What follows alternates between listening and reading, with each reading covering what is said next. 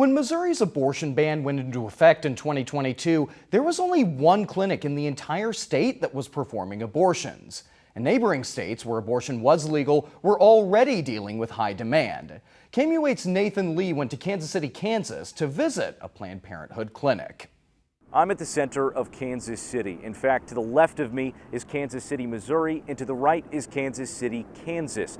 Even though these guys are right next to each other, they've got one big difference. On the left, you've got a state that's banned abortions in almost all circumstances. And on the right, you've got a state that allows abortions up to 20 weeks past fertilization. I spoke to healthcare providers and alternative care options on how Missouri's 2022 abortion ban has impacted the healthcare landscape.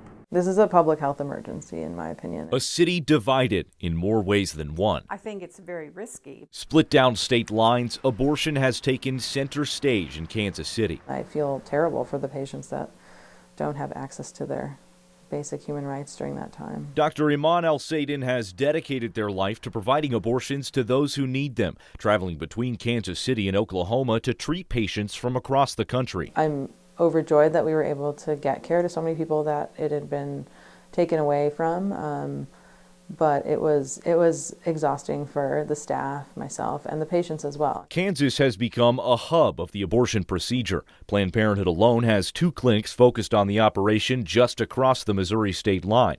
But El-Saidin says there's no way to really meet the demand with Kansas's current abortion infrastructure. It's become too much to handle. We're very much overwhelmed. Now, before 2022, this clinic behind me here had already been dealing with patients from out of state, most notably from Texas, where they've had very strict abortion laws. But when Roe v. Wade was overturned, their list expanded to 3 neighboring states: Arkansas, Oklahoma, and of course, Missouri. Very impossible to get to all the patients, to get appointments for all the patients that needed them. Planned Parenthood says for fiscal year 2024, they performed around 13,000 abortions in their Kansas health centers, increasing their capacity in all centers across the state to accommodate more patients from more restrictive states. We should not be putting that much distance between patients and care that they need in any field. But while patients traveling miles for abortion has become the norm, the archdiocese of major cities in Missouri say taking the trip to Kansas City is not the way to go,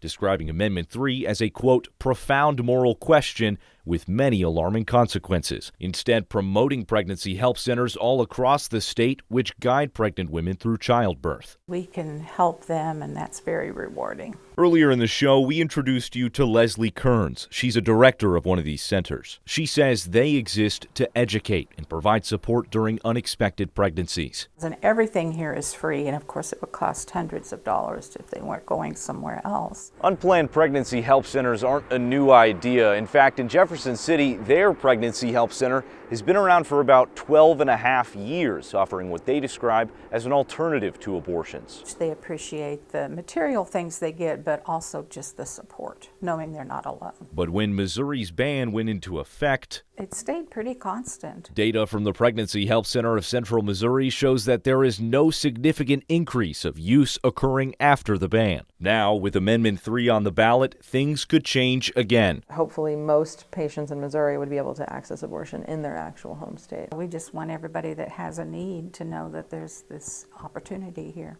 Impacting the medical landscape not just in Missouri, but across the country.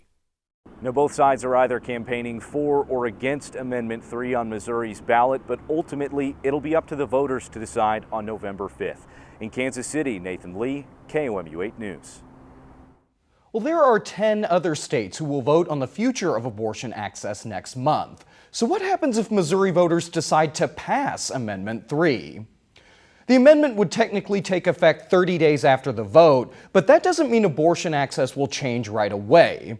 Abortion restrictions had been growing for years prior to 2022. Experts say a major hurdle will be TRAP laws, which stands for Targeted Restrictions on Abortion Providers.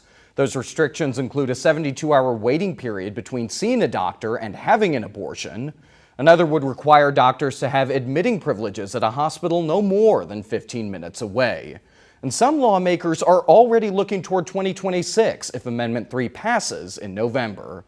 We'll be here to cover it all as it unfolds. You can find all of our coverage on Amendment 3 on our website, KOMU.com.